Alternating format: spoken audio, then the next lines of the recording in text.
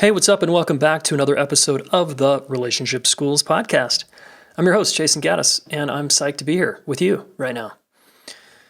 Please say that type of thing when you meet with your friends, especially in person, right? We're so jonesing for in-person contact. We're all on Zoom now. Give them a little hey, I just love looking in your eyes right now.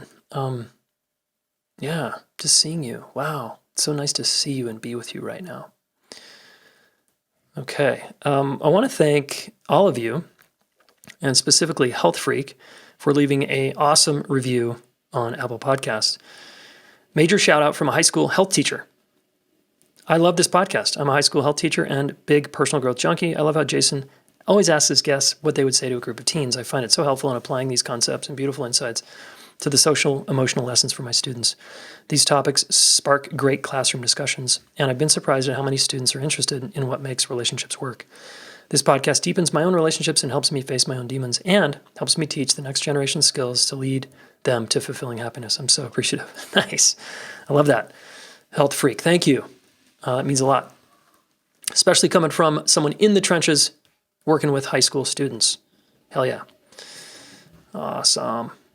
Another shout out to Andrea for my rookie t-shirt. Andrea, one of our students, sent me a rookie t-shirt. Thanks, Andrea. Got it. I'm wearing it proudly. You know it. What's up? All right. If you want to leave us a review, it's a small favor, a small kickback for me giving value for so many years now to you for free. If you've gotten something and you haven't left us a review, my challenge is do so. It means a lot to us, helps us climb in the algorithm and reach more people ultimately. I just, want to touch more people's lives. Okay? Yeah. Okay. In this episode, I'm going to cover an update on one of our tools here at the Relationship School. Before I do that, reminding you about our virtual event called Accepted and Connected, relationshipschool.com/connected.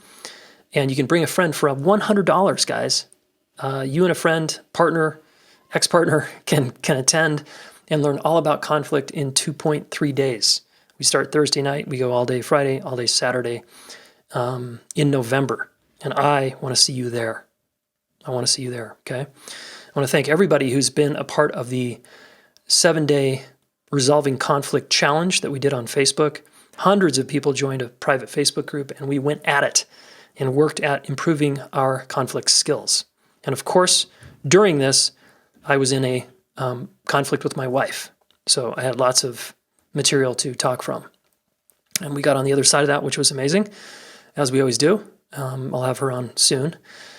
And anyway, guys, it was fun. Thank you. And you guys are awesome. And right now, we have a special deal. So get the deal and sign up for our conference, okay? You can be right at home sitting where you are right now, as long as it's not in a moving car. Need you to be still so you can do the work, okay? relationshipschool.com/connected. All right, in this episode, I'm going to update a tool in episode number 33 I did with my friend Josh Levin. The episode title was Sharing Impact, which is just a relationship tool and something we teach here at the Relationship School. I've taught this tool now to, probably thousands of people now. And I'm giving an update, as I often do, particularly our students in the Relationship School in our DPIR course, as well as our coaching training program. This won't be news to you, but for everyone else, it will be. And if you want to learn more tools like this, come to Accepted and Connected, okay? It's going to be great. So first of all, sharing impact to review briefly. In episode 33, Josh and I talked, we shared impact with each other in an ongoing way throughout that episode. It's a very intimate conversation between my friend and I, and it's pretty sweet. So I think you'll like that. And one thing was substantially missing from that conversation that is an essential update that my wife and I sort of stumbled upon a year or so ago, and I just haven't got around to recording the updated podcast. So here it is. So this will be short and sweet, but it feels an important add-on.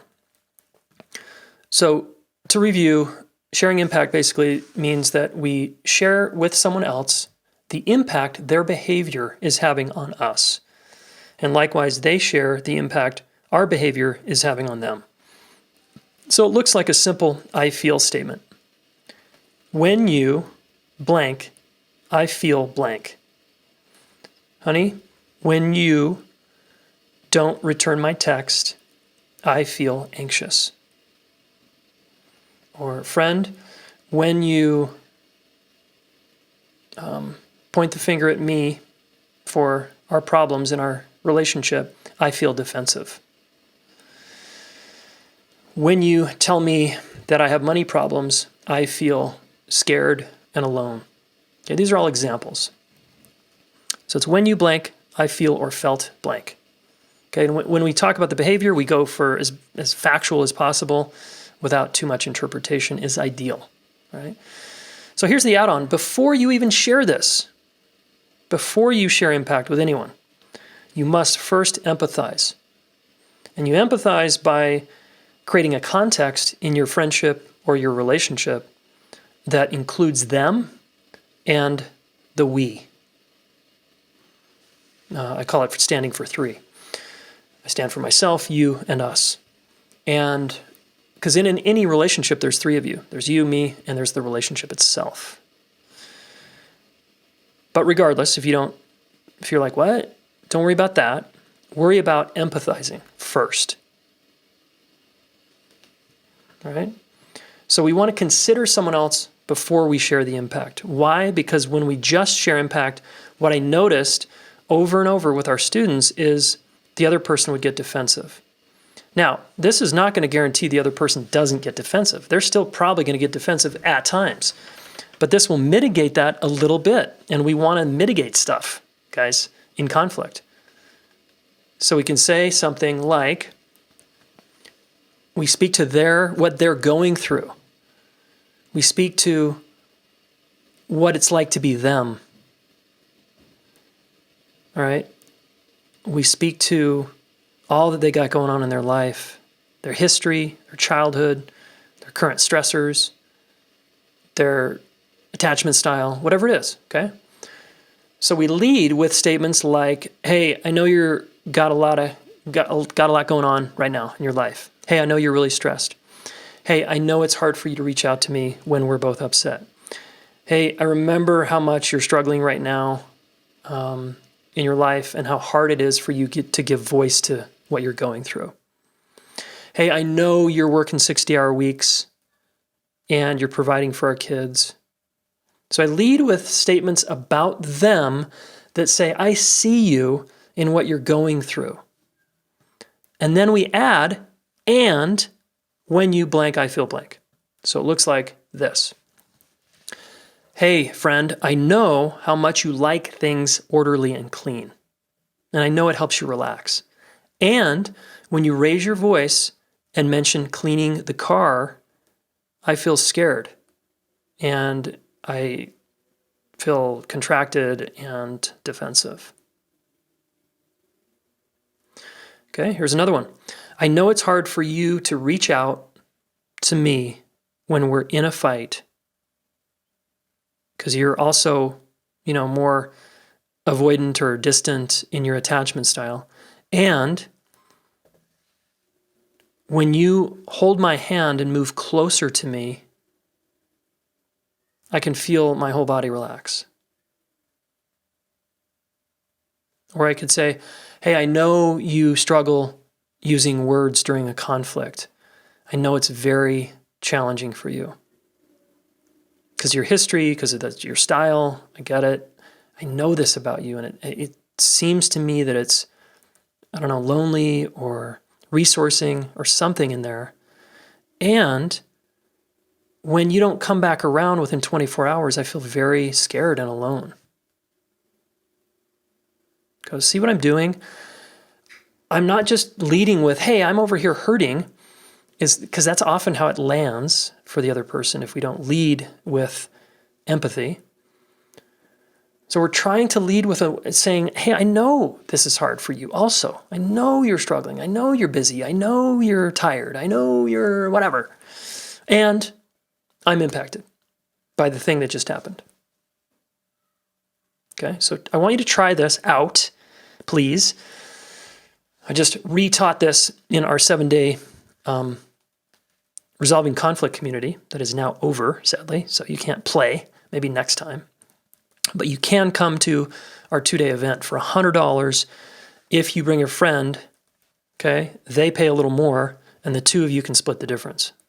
Ends up to be about a therapy or a coaching session for 2 freaking days with me, and you can be anywhere in the world. Now's your chance, guys, to study with me, train with our crew. We've got a ton of coaches there. You're going to get live coaching in front of a group of people. It's super vulnerable and awesome and invigorating. Okay? All right, sharing impact 2.0. All right, it's the updated version here. Awesome. And if you want to go back and listen to Josh and I think that's a really valuable episode. Please do. Okay. Yeah. Last reminder is when you're in a snag, in conflict with people, we tend to go internal and we tend to go all about me. So even if I'm externally referenced like a wave or a anxious, ambivalent attachment style, where you're like wanting to talk it out with the other person and you want them to do something so you can calm down, it seems externally referenced, but it's still all about you, trying to calm your own anxiety down, right? By getting them to do something different. Try to think about the other person in an ongoing, regular way. Lloyd Fickett's term for us, I really love that. That episode was the collaborative way a few episodes ago. Listen to that one, all right? Whatever we do, it has to be good for us. It has to be good for me. It's got to be good for you. It's got to be good for us. All three. Okay, folks, thanks. And enjoy the rest of your day, morning, evening. Stay connected. And if you're not, get connected. And we'll talk soon. Hey, thanks so much for listening. Please subscribe to this YouTube channel. Share one of these videos with a friend. We want to help the planet get their act together around relationships. And you are one of them, so thank you.